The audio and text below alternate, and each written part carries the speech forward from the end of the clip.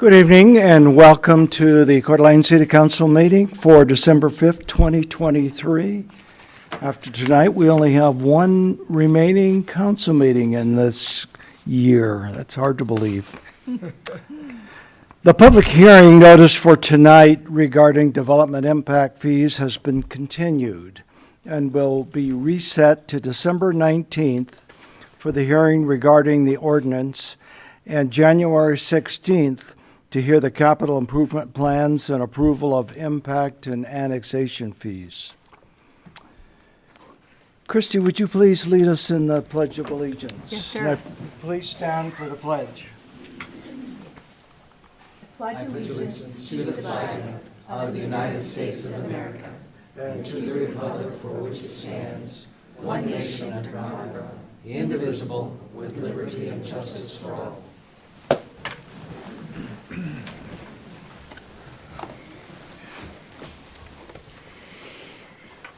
You know, after all these years of saying that pledge, I still find myself wanting to say, good morning, whoever the teacher was. Are there any amendments to the agenda?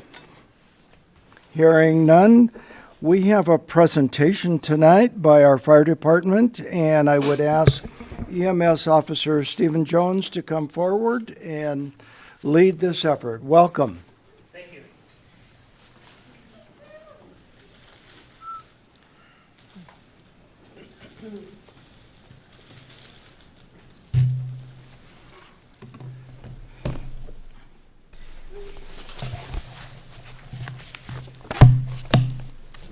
Honorable Mayor, Council, thank you for allowing the fire department to have some time this evening. I have a couple of special guests that I'd like to invite up with me tonight, and I'd like to introduce you to Shannon Martin and her 9-year-old son, Jeremiah Martin. Right over here, Stephen. They're going to join me at the podium.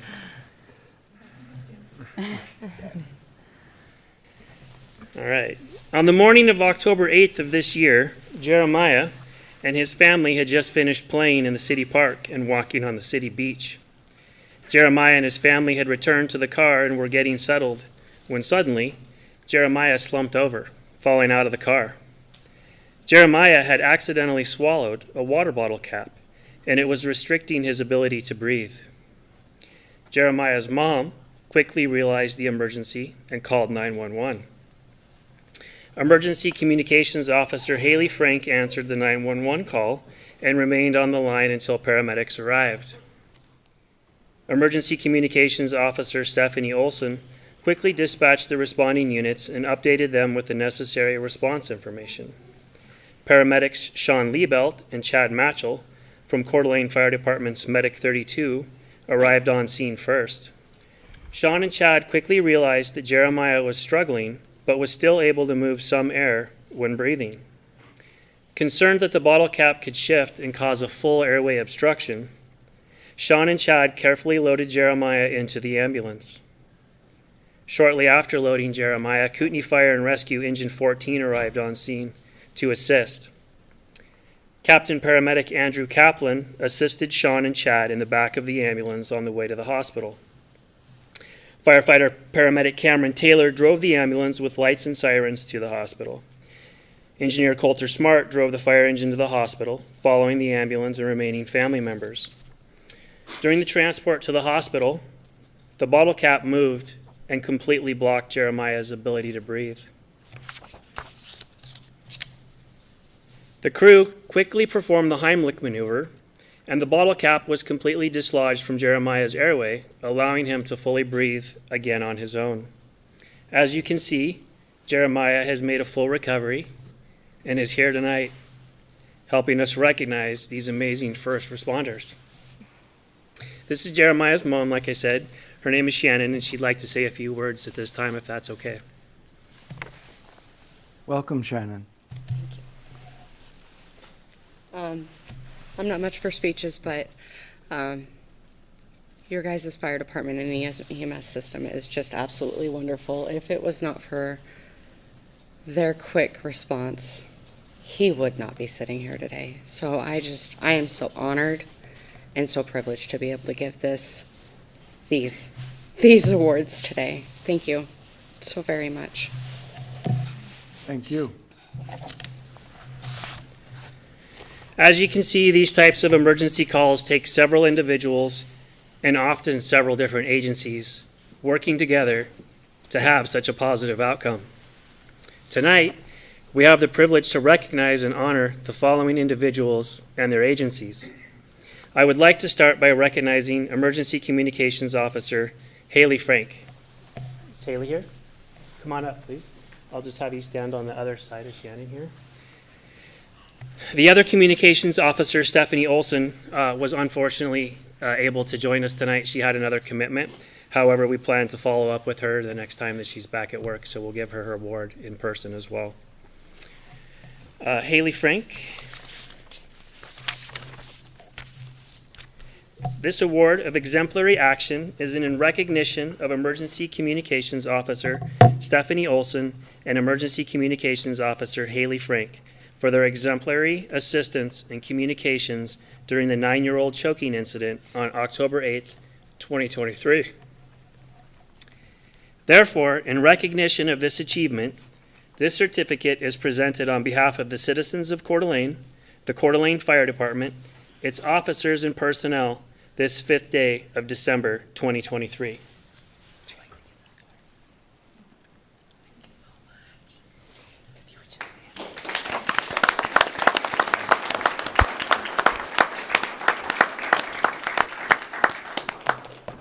Sean Liebelt and Chad Matchell from Coeur d'Alene Fire, would you please join us?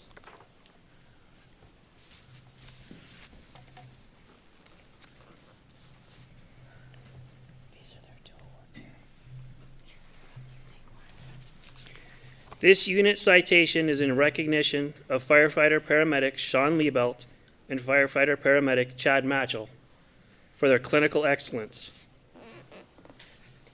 during the 9-year-old choking incident on October 8th, 2023. Therefore, in recognition of this achievement, this certificate is presented on behalf of the citizens of Coeur d'Alene, the Coeur d'Alene Fire Department, its officers, and personnel this 5th day of December 2023.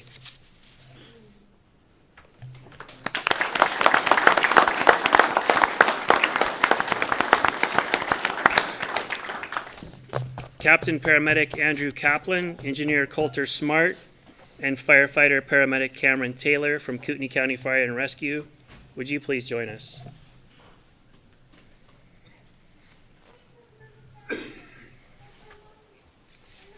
This unit citation is in recognition of Captain Paramedic Andrew Kaplan, Engineer Coulter Smart, and Firefighter Paramedic Cameron Taylor for their clinical excellence during the 9-year-old choking incident on October 8th, 2023.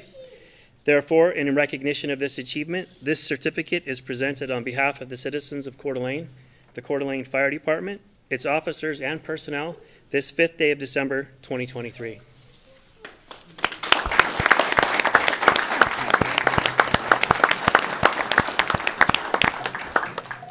Honorable Mayor, council members, and distinguished guests here tonight, would you please join me in congratulating these amazing first responders one more time?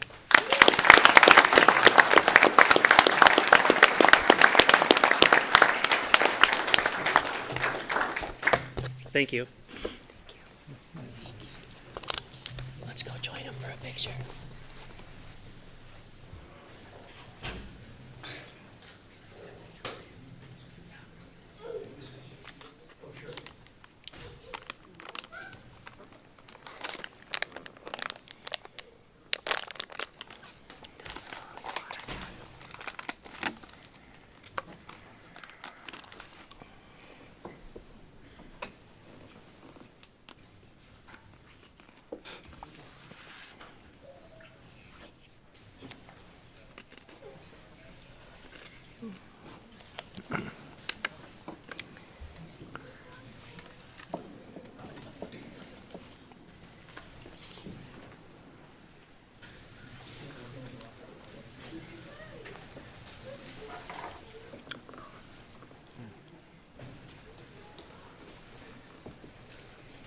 Wonderful way to recognize the actions of our providers of emergency services. Are there announcements from the council? Mr. Mayor.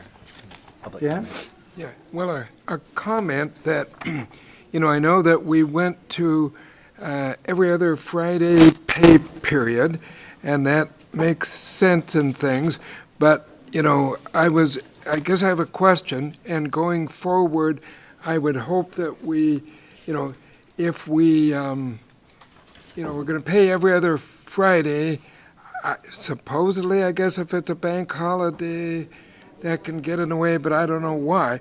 But before Thanksgiving, we're closed Thanksgiving, we're closed the day after, which I support, but that's not a bank holiday, but it, the way I understood it, and I'd like to see that we avoid that in the future, that, that the people who would have been paid Friday, and of course Thursday was a holiday then, and it's a holiday and stuff, and I had to wait till Monday to get paid. I worked at, the college, different things that, we had the every other Friday, and they look at the calendar playing in advance, and, and if that's wrong, can correct me, but, anyway, and I don't know if this is time or place or in the budget, but, okay, I see. So you did not receive your paycheck on that Friday? Not We- that okay. Oh, we maybe delivered. mine just, then I'm okay. But if everybody's went through, We held yours? No, that is, okay. Well, so we don't, okay, maybe I missed it in the, okay. Well, I'm glad to hear if that's not an issue, forget everything I just said. Actually, Councilman, that was a test to see if the Yeah. deposits were made. and Yeah, well, I just, You passed. You Thought were I got a checking lump on of coal, but I actually, okay. You get paid? Oh, it.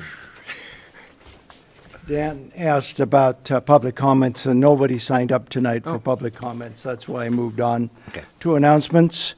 Any other announcements? Actually, that wasn't an announcement. That was a complaint. comment, yeah. Okay, I would seek your confirmation of the appointments of Ann Melbourne and Steve Peterson to the Parking Commission and Brennan Mendel to the Ignite Coeur d'Alene Commission. So moved. Second. We have a motion and a second to confirm those appointments. All those in favor respond with aye. Aye. Those opposed with nay. Motion carries. Thank you. Mr. Mayor, I'd like to move for approval of a consent calendar and resolution number 23085. Second. We have a motion and a second to approve the consent calendar. I have a couple of questions.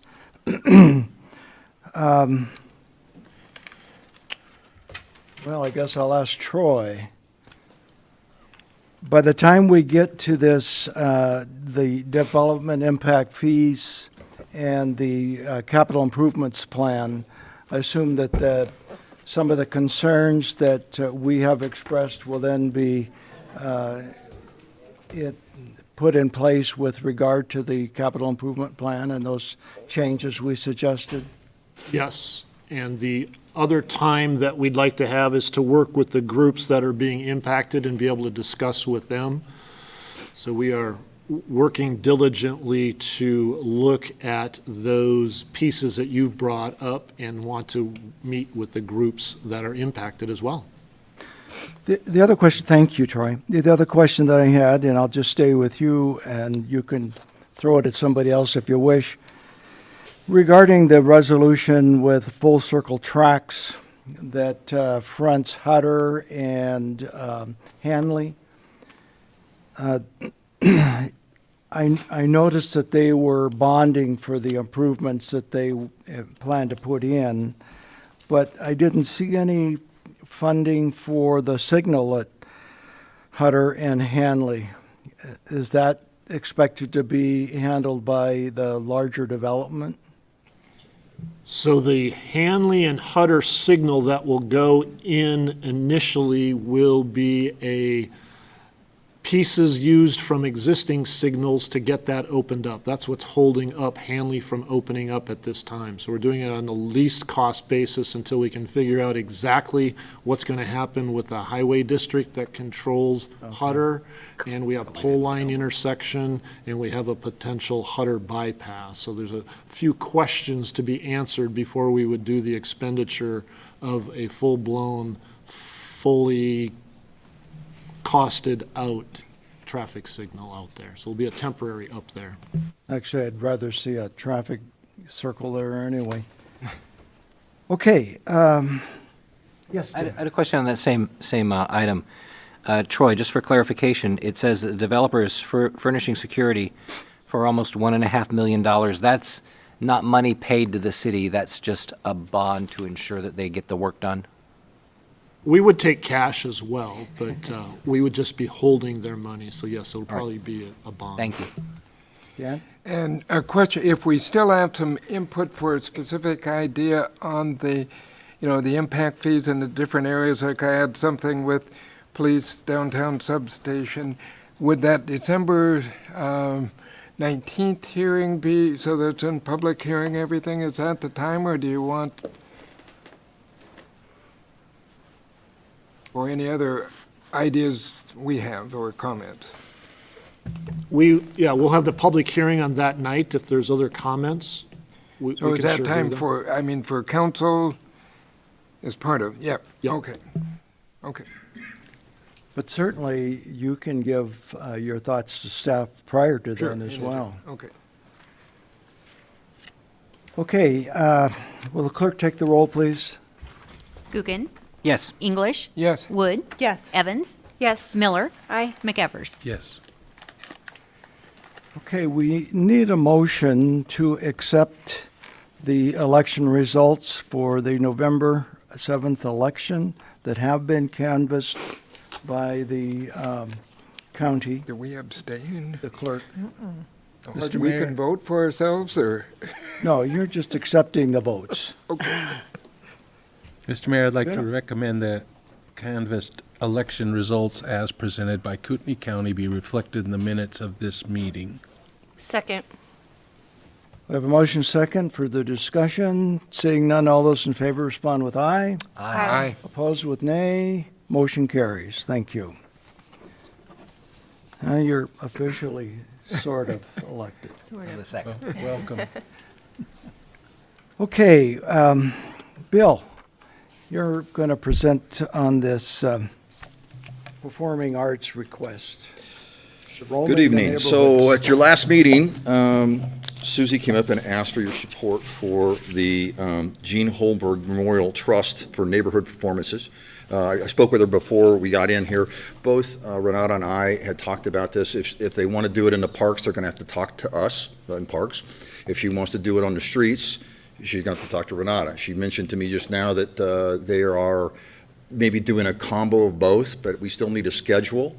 She's thinking possibly 3 or 4 concerts. I'm not certain yet.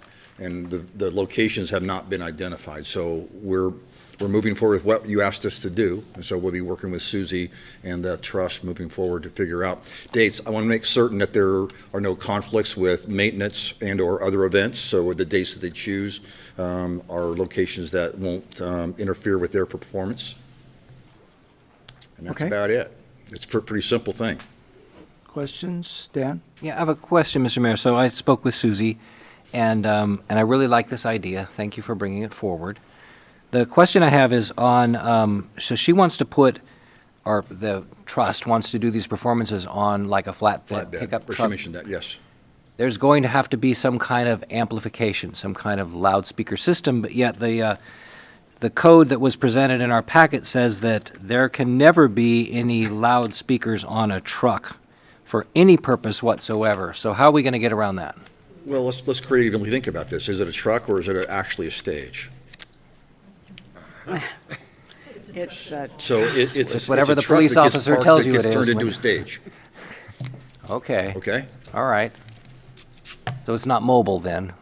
Well, not when they're performing, I Are we hope. going to get, I hope not. Yeah. I just want to make sure we're not going to get in trouble in case someone tries to complain and say, this is in violation, I want to make sure they're all good to go. We'll work through those details, and if they call, we'll have them talk to you. Very good. My number's in the book. The ordinance you're referring to allows council to grant permission to do that, to use a loudspeaker or Oh, granted. amplification. So granted. Very good. I think it means all council, not just one council. You were elected. You weren't coronated. You weren't crowned. Okay, thank you, Bill. Sure. There's a motion before you. Whoever makes a motion, I think I would want to add to that, because I heard a consensus. We're not only directing staff, but encouraging them to make this work with all reasonable efforts possible. Motion? I'll make a motion. I was looking at Please. Kiki. And then discussion after that? Okay. A motion to direct staff to work with trustees from the Jeannie Holmberger Memorial Trust for the Performing Arts, And what was the other thing? and to work with staff to accommodate. Second. We have a motion and a second. Further discussion? Yes, Kiki. I just want to be clear on this, Bill. What I'm reading is that what's happening here is actually just a permitted activity that we already have in code. Correct. Except for the fact that this truck converts to a stage, and council is going to, for these permits, allow a loudspeaker system. Yes. Okay, and then if we have issues that come back to the city because of any of this, does council have the ability to revoke these permits? What's the I Finality believe of that. that's your prerogative if necessary, yes. okay, so how exactly will that work? What I want to say before I support this is that if we have a neighborhood that says, we are not happy with this situation at all, I don't know that I want to be able to say, well, we don't have any ability to stop it now, so. So Or correct normally in the the issue. past, when we've had events, I usually speak directly, or my staff does directly with the person who's putting it on. And we make adjustments. Example, Chris Gugamus. We used to have concerts, and sometimes Chris would get a little loud, and we would ask him to turn it down, and he would. And so the people were happy with that. If that should happen with this organization, we could do the same thing. And or whether or not their choice of park maybe was one that wasn't the best, and we would just make certain that we put it someplace else. Okay, and then my other thing is that this isn't a specific permit to this particular organization. If another organization that said, we have a barbershop quartet and we want to do Sunday afternoon picnic concerts, can they come and go through the exact same process to get a permit? Well, and it's put a it on little the out of sync, honestly, is that Susie should have just come to me first, honestly. And we would have, we don't have to go to this point, but I know she's trying to get some promotion, which is great. And so you're just going to kick it back to myself or Renata, and we'll work it out with her. So we did work with a group last year that had 3 performances at Riverstone that were Shakespeare. And so they came to us, and they didn't come to you guys. They came to me, and we let them do it at Riverstone. Right, but they needed a loudspeaker permit, and that group probably didn't, right? Right. So that, the loudspeaker permit would have had to come to council anyway. Well, but I defer to council here. We have, it's the truck thing is the issue, because we have loudspeakers on our stages in the park. So it may be whatever he was looking at there had Got it. something to do with loudspeakers on the truck. On And a that's why I was getting creative with Councilman Gookin about what the difference between a truck and a stage. Well, I'm all about performing arts, and I really Yep. want to support this, but I want to be fair, and I don't want to, inject something into a neighborhood who may not feel that way about it. And I Sure. hope that this is a super successful program, so I just wanted to make sure I got those points I out. think we're in good shape. She's talking to, a handful of performances, and I think it'll be a great deal kind of in between other things that we have going on in the parks. Any other discussion? I would point out that you kept talking about a permit, Councilman, but it may not even require a permit. It just depends on how it all works out. So the main purpose of this discussion tonight was that our last meeting, we weren't able to express our support for it because it wasn't on the agenda. So tonight, we have a motion before us to express our support for this effort and also to encourage staff to work this out with the people who are putting this together. I would ask all those in favor to respond with aye. Aye. All opposed with nay. Motion carries, and thank you for spearheading this. It will be a wonderful opportunity for the communities. May I say a few words? My voice is sleepy. I'm sorry. I'll try to be brief, just for Jeff Crow. On behalf of the Holmberg Trust, we thank you. We think it's going to be a wonderful endeavor.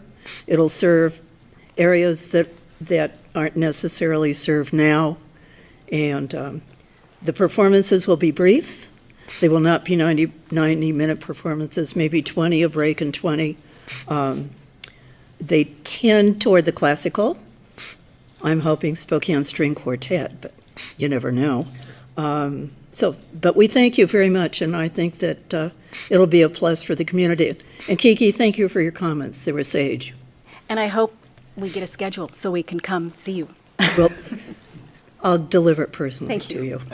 Thank you. Susie. All right, we'll move on to pickleball. We'll stay in the parks and play pickleball after the performance. That's right. So I have a little presentation. This is an update to an existing MOU that you all passed a few years ago, and so it's being modified. We hope to be modified. So the Inland Northwest Pickleball Club works closely with us in providing lessons to our through our recreation program. They were established here in 14. In fact, I said this at the Park and Rec Commission, so if you saw that, I'm repeating myself, but we go back with pickleball well before 2014. There was a gentleman that came into Doug's office years ago, probably 2010, and asked us, what do you know about pickleball? And neither one of us knew anything, and our both comment was baseball terms we know about being stuck between home and third in a pickle. And this gentleman asked for a tennis court that he could line out with masking tape and introduce pickleball. And he did that, and in a very short time, he had probably 30 or 35 people showing up, and he was passing out paddles that he had built himself out of plywood, and was kind of just an advocate for the sport. My in-laws happened to be visiting that weekend, and I took him over to Northshire, and Harry, my father-in-law, took that back to Missouri, to Joplin, and started pickleball there. So I think this is how infectious this is that he played it for a little bit. The neat thing about it, you may have heard this before, but it's for people, little folks and even older folks like myself, can get around a court. It's not that much room running around. Some people do blow out their knee, like one of the guys out there, I know Steve right now. So their membership's gone up 25%. Again, a little backstory. If you recall, when they first came to us in 2014, there were a handful of people that were introduced pickleball to us or to me, and we were going to convert some tennis courts into pickleball court at Northshire. You guys approved that, but the weird thing was that in a very short time, we met in my office. They pledged 10 grand, and by that following week, they had me meet them at McDonald's, and they handed me a wad of cash and said, here's the 10 grand. Because we were going to go and resurface those courts anyway ourselves, and so they just helped with that, and you guys approved them putting in some pickleball courts at that location. Similar thing what we're trying to do here right now at Cherry Hill. So their membership has gone up tremendously. They're at 580. They do help organize play lessons and equipment. They have a couple of boxes out there for members, but Craig, their president, I know does he takes phone calls, and people who even aren't in the club, he'll unlock the box and put out the temporary nets for anybody who wants to play. So again, just a big advocate for the sport. And they have their tournament with us every summer. So as I just said, they help with our programming. Another thing that they'll do is Craig and the club members will get out and wash the courts, not only for themselves, but for everybody else. They've installed a new gate at Memorial so that it doesn't interfere with play, and a shade structure they donated between the two courts at Memorial. So all of that was on them. Craig's been great to work with. The club, in essence, everybody's been very good to work with. So gives you an idea about their tournament, how quickly it grows. The thing that I think is kind of interesting is the 17 states and 2 Canadian provinces. So I think that's pretty cool that they pull in that many people from all across the nation. One year I remember seeing they had about 4 Canadian provinces in their tournament. So people come from all over the place. Of course they do, it's Coeur d'Alene. Like I said, 500 members, this is the number that they play. This is our number for our rec program, and this is what you see on average playing out here on all of our courts. Cherry Hill, we've already had an MOU with them. That's the reason we're talking about this site. Again, you can see all of the different amenities that are there. And this is right out of our Parks Master Plan. It just talks about all of the requests for pickleball courts, the third most requested park facility. You know, it goes on and on. It cites that. I won't go through the chapter and verse, but it has a lot of support, and it was also demonstrated that in our master plan. The original MOU that you guys agreed to was to build courts here. ITD is going to be coming through here, and they're going to be taking out this area. And so the club is requesting that we change the MOU to allow to convert, like we did at North Shire, convert these 4 tennis courts into 12 pickleball courts. They would incur all costs to do that. And currently, right now, they have enough money to get that done at the end of this summer. We do the work at the end of the summer. You may have seen when we resurfaced this basketball court behind me, it was done in late August, September, just because rain is less likely. That's the best window of opportunity to get these courts repaved and resurfaced. That's the quote only for the resurfacing and the installation of the nets and posts. They are considering putting in fencing between each of the pickleball courts so that they don't interfere with vagrant balls coming across into someone else's court. And with that, I can take any questions, and we have some of the pickleball membership here if you would like to speak to any of them as well. Christie.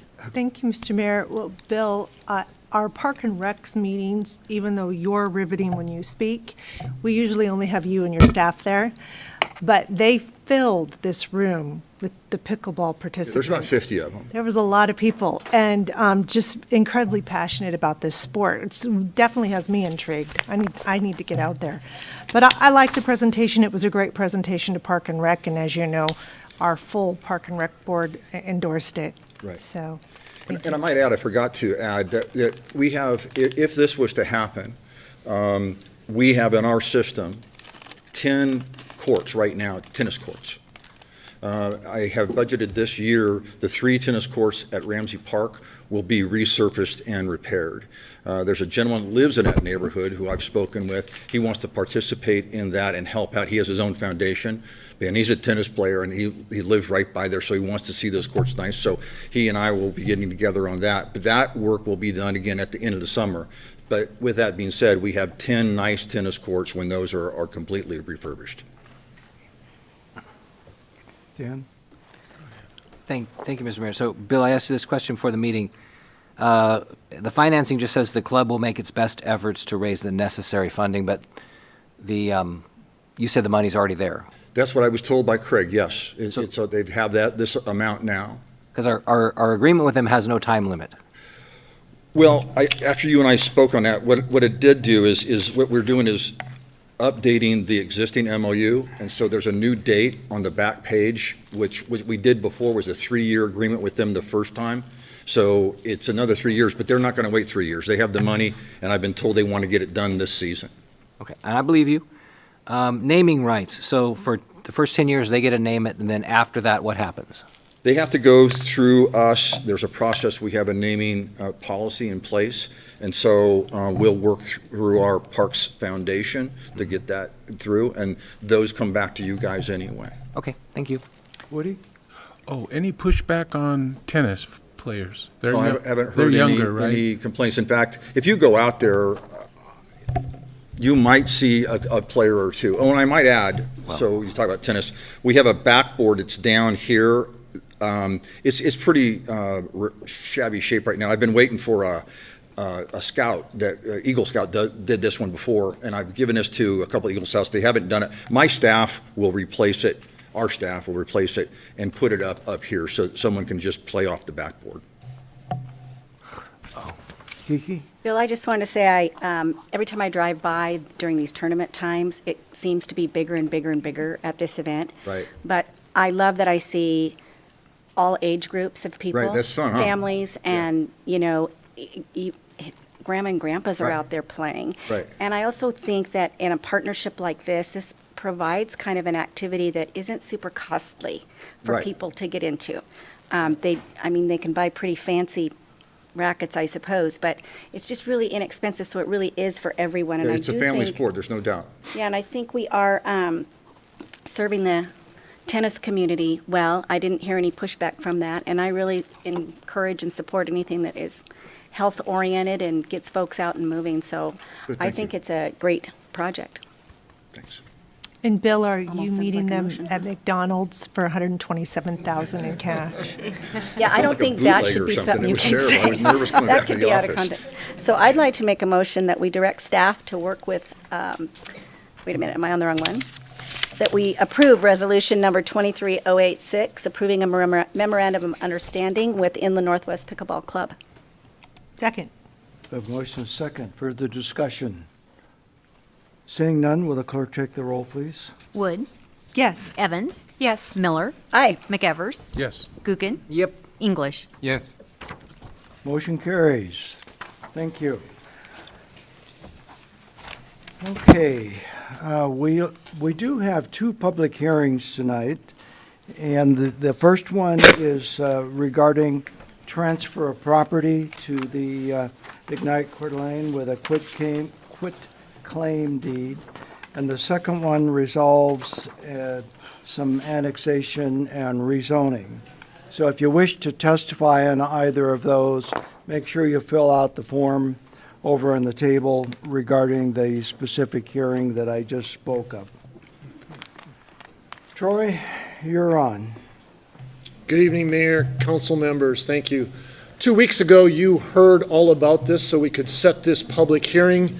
I will move at a rapid pace, since it didn't look like we had anybody signed up originally. We are looking to convey 7,760 square feet of property at the Atlas Waterfront Development to Ignite Coeur d'Alene, which is a component unit of the city of Coeur d'Alene. Again, you oversaw a great opportunity to buy waterfront, get it in the hands of the public, and develop around it. The triangle here we refer to as Area 13. It was just numbered. Sorry, it's an unlucky number. However, this is the area in question. The Ignite CDA has taken this out for requests for proposals 3 times. In so doing, we've not had the developer go all the way through to closing, thus it is still on the market. We have a purchaser, DeChase Mixus, that has already acquired property in the Atlas development. I think with great vision, you have put together an Atlas scoring committee. On it is Councilmember Wood. On it is Planning Director Hillary Patterson. We work with talented people from Heartland Development, and we work with Phil Boyd of Welch Comer.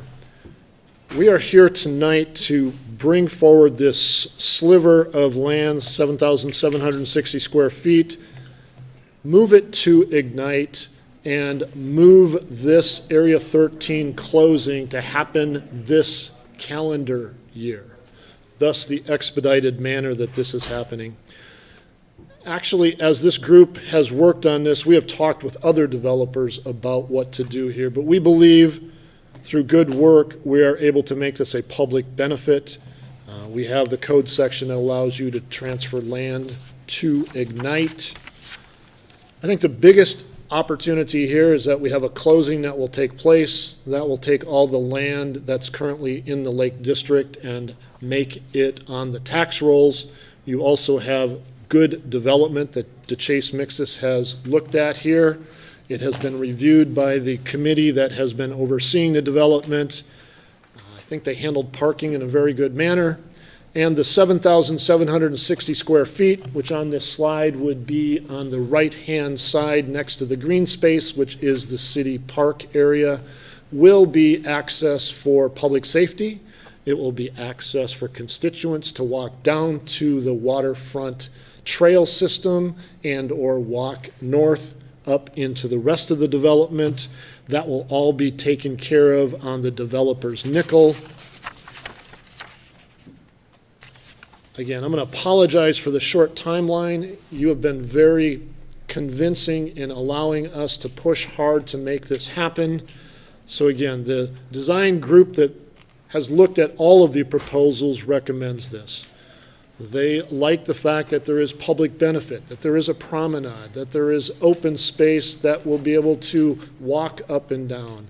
Public safety likes it because we can get to the trail quicker, we can get to those buildings in a rapid fashion, and as we saw at the front end of our meeting, sometimes accidents happen to very good people, and we want to get the best of the best, in my opinion, in public safety to those locations as quick as possible.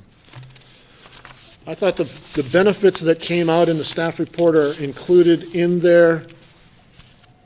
It will be on the tax rolls, it's a partnership, and it allows a closing of a piece of real estate. On the financial side of this, it's a $1.4 million that would go directly back to your wastewater utility. We have not repaid any of that principal on that note that bought this whole mill site back in the day. In it, Ignite is also going to include dollars that we return to help offset some of our interest costs. So it has a large financial impact. The timing is critical, and it appears the public is supportive of this as well, since they're not here to say too much about it. So I would stand for any questions, Council. Questions? Just comment, Troy, we went all through this last time, and I think we all really understood the benefit. I'm certainly in support of this. But one comment I'd like you to maybe take back to either Tony, Hillary, or Phil. I've had the benefit, you've had the benefit, Hillary, of being front and center with this whole Atlas project from the beginning. So we know what's where. I think it'd be really nice for council to have a white paper on what developer is doing what portion and how far along each development is. And I think that's probably pretty easy for Phil to put together and then provide it to council, because I haven't done the best job keeping them updated. But if they had something in writing, they could follow along. Can do. Dan? Thank you, Mr. Mayor. So, Christie, that's kind of been what I've been asking for a while now, which is that, and I don't know if it's statutory or not, but I believe the executive director or someone from Urban Renewal is supposed to give us an annual report. That hasn't happened this year. And that's when we would be asking those questions and getting that information, which I don't have either. So I'm kind of a little bit curious about what's going on with this whole thing. And I don't even know if we've had, I mean, I remember Mr. Boyd came and gave us an update maybe last year, but I think a project of this magnitude, definitely we need more communications. I'm curious about Area 20, in fact, and I want to find out what's happening with that. We paid all that, or they paid all that money to move the dirt. I want to see if that actually works out. In Area 13, I have a letter from Mr. Brown, who had concerns. He said that he purchased a townhome in this development, and according to his email, he said he was told that in this Area 13 there would only be single-story commercial buildings, and that was one of the reasons he purchased his townhome. And also he mentions that the parking would not be adequate. Troy, I think I sent you the email on this question. last week or earlier, and the stuff that's proposed there is going to be 4 stories. So, and we don't have any control over that. We're just talking about an easement here. But And that was the underlying zoning that allowed that, that's been there, so. right, and I know that there's well, it's a PUD, so they can. It's on the other planet. The parking. We mentioned the parking before, and I thought the parking was adequate. How is the parking doing for commercial there? Yes. It So meets all your parking. It's up to parking code, criteria. okay. That's good. And also the price on that, so Mr. Brown also questioned the price on the property, and he said that he claims that 1.4 million is too cheap. So, and I don't know, because I don't do real estate, is that the going rate for riverfront property, whatever acreage it is in the city? It is, when you do a request for proposal, is the way in which Ignite is able to sell that, so you have to take the highest and best bid, and we've been out 3 times to get it to fruition. And if it doesn't, if this goes through, that goes back to the city. The sales, Area 13. if they don't close on the real estate, Correct. it goes back to the city? Okay. Correct. And then we're kind of stuck with it because we don't have the same kind of flexibility to deal with property the same way that an urban renewal agency does. We do not have the same code section. Okay, thank you. And follow up, we are planning to get together with Ignite in February of 2024 for a workshop. Is that next year? Okay, all right, sorry, numbers. Gotcha. And Troy, I think the best part of your presentation, aside from the fact that that will be a really neat thing they do with Area 13, is that that chunk of money is going to go back and pay on that loan that, as you said, there hasn't been one dime of principal put on that loan yet. And that's been our priority, is to get that paid. Correct, I agree. Seeing no further questions, I will open the public hearing. And no one has signed up. Is there anybody that had wished to testify to this? Seeing no one, I will close the public hearing. And Troy, do you have any further rebuttal? So, it would be appropriate then for council to make a motion. Mr. Mayor, I'll make a motion to adopt resolution number 23-087, approving the transfer of and authorizing the delivery of a quitclaim deed for a .178 acre strip of property on the western edge of a portion of Tract 1, Atlas Waterfront, Second Edition, to Ignite CDA, and accepting a permanent public access and utility easement from Ignite CDA for the same property. Second. We have a motion, a second, further discussion. Yes, Yeah, I was just going to say, well, actually, Kiki goes first. I've already spoken.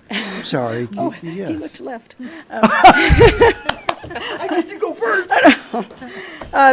I just wanted to be clear, and I think I brought this up last time, is what we're talking about here is an easement for this strip of property under this condition that it transfers this property back to Ignite, and they will proceed with the sale. But it doesn't guarantee that Area 13 is going to be built the way that we have been discussing about it. They can do whatever they want to do within that zoning for Area 13. Is that not true? I'm seeing head shake.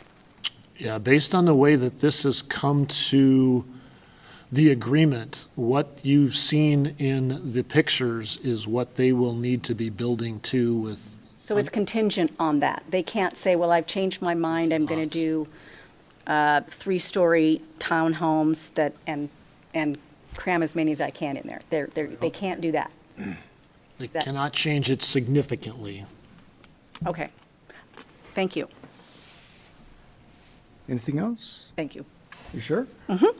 Dan? Oh, I just wanted to, point out, I understand Mr. Brown's sensitivity to this issue, and he, he encourages us to slow down and to look at it again, and I can see where he's coming from.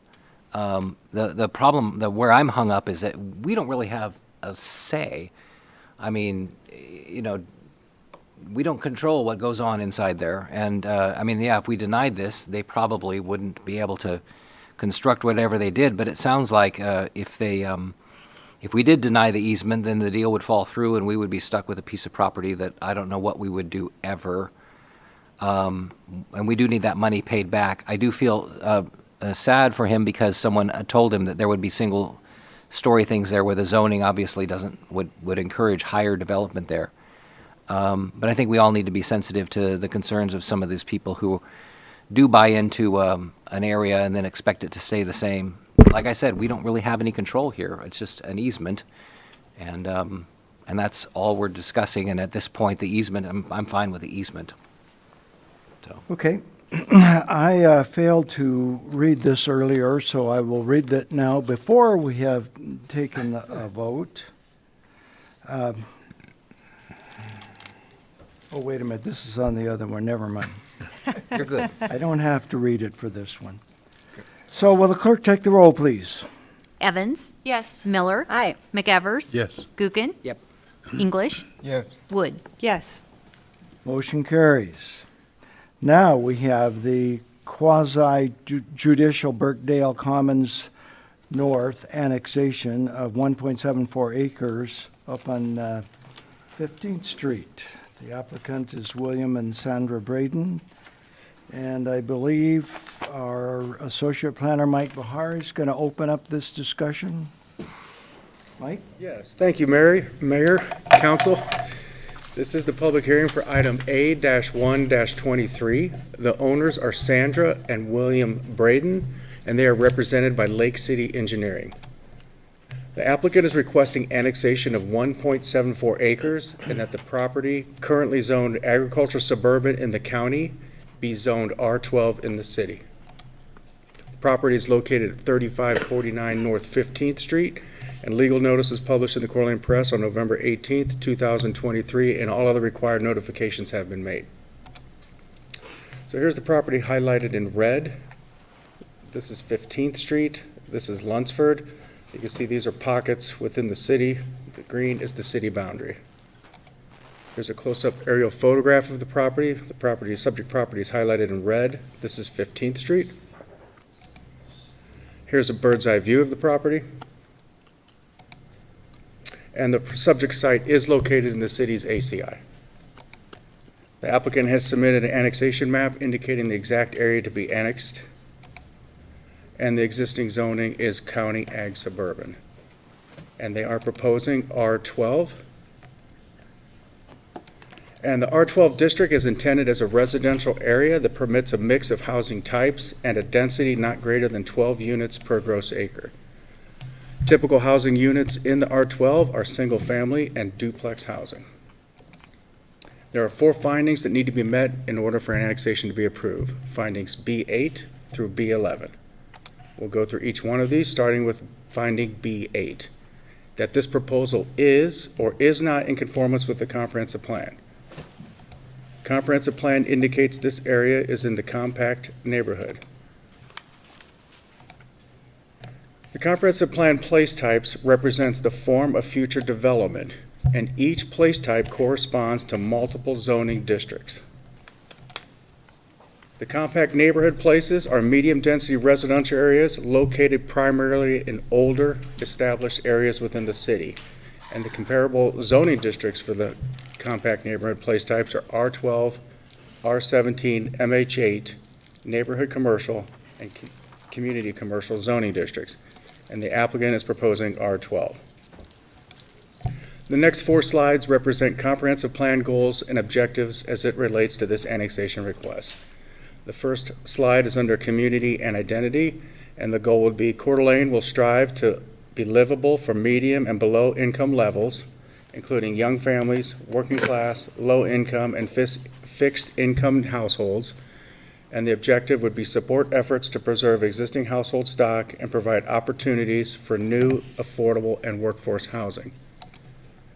The next slide for plan goals and objectives is under environmental and recreation, and the goal would be provide diverse recreation options, and the objective would be to encourage private and public open space areas. The next 2 slides are under growth and development, and the goal for this one would be to develop a mix of land uses throughout the city that balance facilities and utilities are or are not available and adequate for the proposed use. This application has been submitted through the city departments for their review, and each department has indicated there are adequate public facilities and public utilities available for the proposed annexation and zoning to R12. See the full list of comments on page 13 and 14 of your staff report. The next finding is finding B10, that the physical characteristics of the site do not make it suitable for the request at this time. The site is generally flat and slightly slopes to the southwest. The western portion of the site is vacant of buildings and is in the natural state with grass and trees located on it. This is a topographical map indicating the topography. Each white line is a 5-foot contour. As you can see, it's very, very flat at this location. Here are some site photos of the property. This is on 15th Street looking south. This is on 15th Street looking west at the existing single-family dwelling. This is on the driveway looking west through the property. This is on the center of the property looking west. And this is on 15th Street looking north. The last finding is finding B11, that the proposal would or would not adversely affect the surrounding neighborhood with regard to traffic, neighborhood character, and/or existing land uses.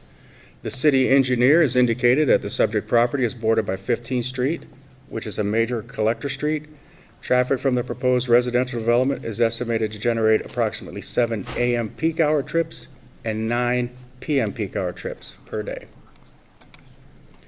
The surrounding land use to the west and north are single family. To the east and southeast is multifamily and duplex housing, and to the south is single family and multifamily.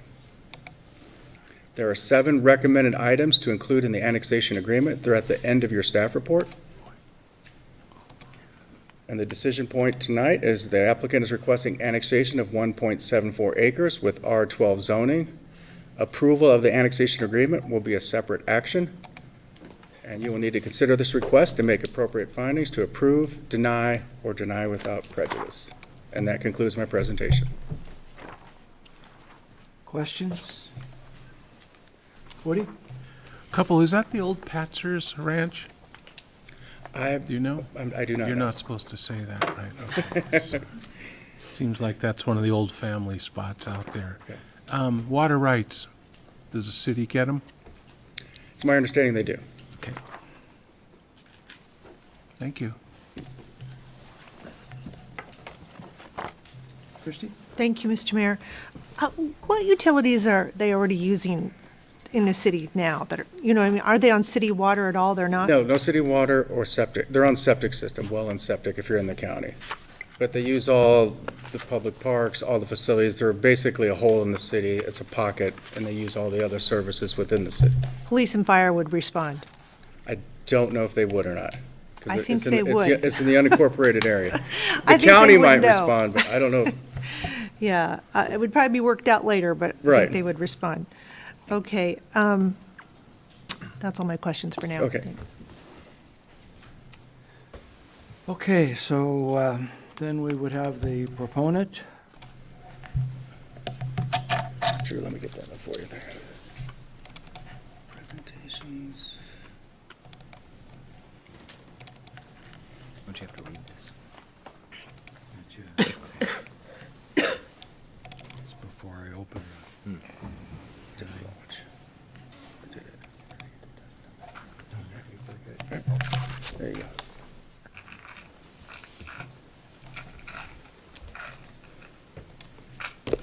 Good evening, Mayor, council members. My name is Drew Dittman with Lake City Engineering, 126 East Poplar Avenue in the great city of Coeur d'Alene, for the record. Representing Bill and Sandra Braden tonight in their request for annexation. Mike did a great job on the presentation, so I will be brief. We're looking to annex 1.7 acres. If you remember, I was in front of you guys about a year ago to annex the property just to the south of this. Same designation, R12 designation. This is actually the same owner that purchased that property to the south. Same developer cut a deal with this guy after the fact to purchase this property. So our plan is to combine the two properties and make a subdivision. We were in front of Planning Commission last month with a PUD and a subdivision that got approved to make both of those projects kind of one cohesive project, one bigger project. So from that standpoint, it seems to be a great fit. These are the findings that Mike just went through, so I'm not going to go through them again unless you guys have specific questions for me on any of them. But again, it's an infill project. We annexed the property to the south. We actually have plans approved to extend sewer, water, and street into that subdivision to the south. This new annexation and subdivision will actually utilize that infrastructure that we're going to put in. So we won't be extending any new infrastructure from that standpoint. We will eliminate some of the access to 15th Street by combining these two properties, so that'll help from an infrastructure standpoint as well. So we think it's a good fit. We think it meets the comprehensive plan. We think it meets the surrounding land uses as well. So I will answer questions if there are any for me. Yeah. Thank you, Mr. Mayor. Drew, and I looked up that other meeting just so I could be familiar with the other project. So if I understand from reading the staff report, there's only going to be one ingress and egress for both. Correct. And then you're going to work on the infrastructure inside so that there's, is this the proposal? So, yeah, I can show you this because, like I said, we were in front of P&Z last month, so it's public record, so I'm not presenting anything new. The red highlighted area there is the new annexation that we're here tonight to talk about. What you see to the south of that has already been approved through annexation, already been approved through subdivision. So we already have approved plans so this is 15th Street right here. We have approved plans to extend this road in with sewer and water to serve these units that were already approved. What we're proposing tonight is to annex this property and create 7 lots. Like I said, we were in front of Planning Commission last month and got approval from them to create 7 new lots. So we'll be sharing this existing approach, so we won't be adding any new approaches out into 15th Street, which was one of the concerns from the engineering department. So I'm going to ask, and it's not part of the hearing, but what's in the upper right corner there? So there's an existing house and a manufactured home here that are going to stay. Oh, okay. That's the Bradens. That's where they live now. They're going to retain that. That's why that's a much larger lot than the rest. They're going to retain that.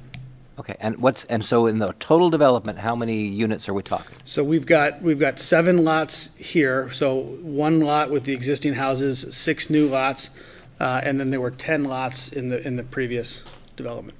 And what's the kind of the target for income and type So of? they're going to be a for rent product. The PUD process obviously allows us to have its give and go, give and take stuff. So it allows us to try to hit that market rate or a little bit below market rate, and that's kind of our goal. I mean, I can't give you an exact number. I don't know what costs are going to be tomorrow, let alone next year, but that's kind of our goal. Sounds good. Thank you. Woody? That's great to see that. I remember being on P&Z, and it was like these islands out in the middle of the city, these little old farmhouses still being what they were a century ago or so. A couple questions. Is there a left turn lane on 15th to give some buffering there to get in if you're going north? There is not at this time, and that was one of the things that's actually, I think it's mentioned in this staff report. If it wasn't in this staff report, it was discussed at the Planning Commission meeting that the traffic counts on 15th don't warrant a turn lane at this time. They may sometime in the future, and that may be required, but at this time, the traffic doesn't warrant a turn lane there. Okay. And then parking, we're learning apartments and these types of dwellings. There is no parking on 15th Street, is that correct? Correct, and we discussed parking at length in the Planning Commission meeting. So in the original Burkdale, these are duplexes which has single car garages and 2 parking stalls out in front. So each unit would get 3 parking stalls. On this phase, because of the way of the property was and because of the fact that the road is actually on the piece to the south, these lots are much bigger, allowing us to do a 2-car garage duplex with 2 cars in front. So each unit will have 4 parking spaces, off-street parking spaces. So we feel very comfortable that we've handled the parking aspect of it. Thank you. Is that road going to be publicly dedicated? That road will be a private road. I'm sorry? It'll be a private road. That's why Okay. we went through the PUD process. Which diminishes some of the parking issues as well. Okay. I see no further questions. Thank you for your time. Just one. When this was brought up, I think I read that because it's a PUD, there's no development agreement. Was there any conversation about that, to have some things maybe put in here that could aid in our need for workforce housing? That issue never really came up, and it wasn't discussed with us, so. Great. Okay. Thank you. The baggy thing out. I'm going to open the public hearing, and we have one person who signed up, Cody Funk, who is in favor but does not wish to testify. Anyone else wishing to testify? If not, I'll close the public hearing. And before I move forward,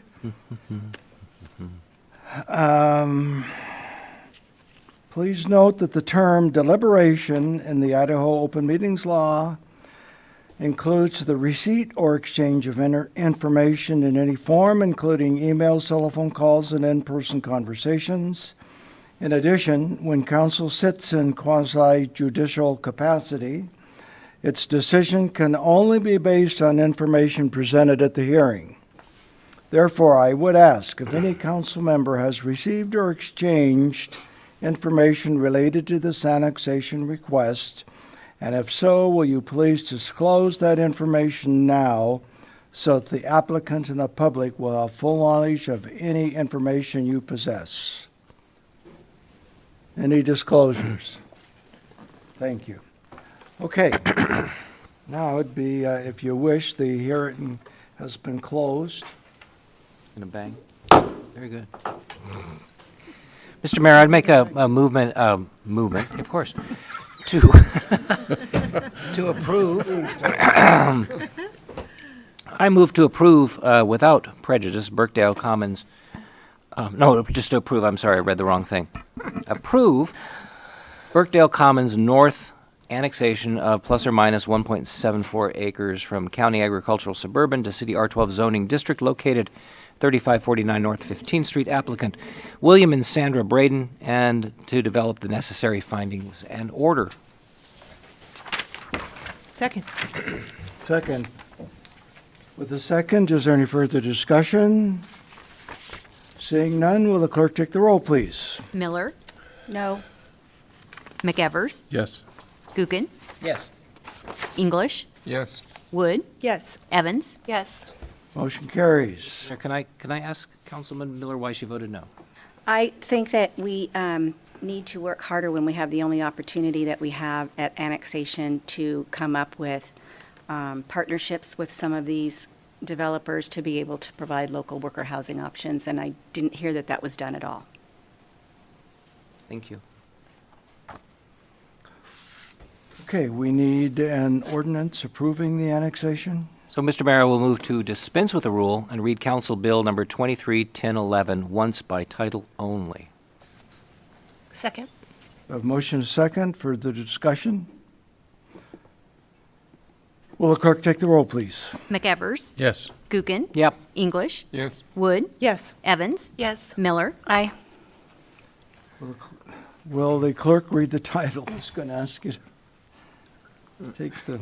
Council Bill Oh. number 23-1011, an ordinance annexing to and declaring to be part of the city of Coeur d'Alene, Kootenai County, Idaho, specifically described portions of Section 1, Township 50 North, Range 4 West, Boise Meridian, zoning such specifically described property hereby annexed as R12, repealing all ordinances and parts of ordinances in conflict herewith, providing a severability clause, and providing for the publication of a summary of this ordinance and an effective date hereof. So, Mr. Mayor, I will make the motion to adopt Council Bill 231011. Second. We have motion second. Will the clerk take the roll, please? McEvers, Yes. Gookin, Yes. English, Yes. Wood, Yes. Evans, Yes. Miller. No. Motion carries. So, Mr. Mayor, I'm going to make apparently there's a resolution here to adopt the annexation agreement for the annexation, and I will make a motion to adopt that, which is resolution number 23088, approving of an annexation agreement for the annexation of plus or minus 1.74 acres from location 3549 North 15th Street with William and Sandra Braden. Second. Motion and second. Further discussion? Yes. Mr. Mayor, so I just want to follow up with Kiki. So what can we do as a council to get to where you want to be on this? I mean, no, this is not going to happen, but, I mean, moving forward, what can we do? Well, I think it's not something that council can do, but I think I've dedicated a number of years of my life to try to work on this local worker housing issue. And when we say there was nothing brought forward to talk about a development agreement, there are things that can be done. Even if, and I wouldn't want to suggest them publicly, but I think that our staff can bring forward conversations with engineers and landowners to say, here are some things we'd like to put into a development agreement, whether they're an enforceable or a suggestion or an awareness piece or education for the developer that they can use to help us with this local worker housing issue. And when I hear that we didn't have that conversation or it wasn't necessary at this point, I think it's necessary at every point. And council only has the ability to discuss it at annexation. That's our piece. So that's what I think we could have done, and I think that all of our cities should work harder at doing that. Dan? Well, just in response, I guess, in the presentation, what I heard, when somebody asked about price points and things, is it would be rental housing targeted at, kind of market rate, maybe even under market rate, and that, and this is a little, terms of what's out there. I mean, this is kind of a little bitty thing, so if they're creating that many potentially rental units that aren't big, expensive, downtown, I feel like that is meeting that, so. Well, we disagree. Okay. So. Yep. Thank you. Will the clerk take the roll, please? Gookin? Yes. English? Yes. Wood? Yes. Evans? Yes. Miller? No. McEvers? Yes. Motion carries. Move to adjourn? Second. A motion second to adjourn. All in favor, sign with aye. Aye. Opposed with nay. Motion carries. We are adjourned.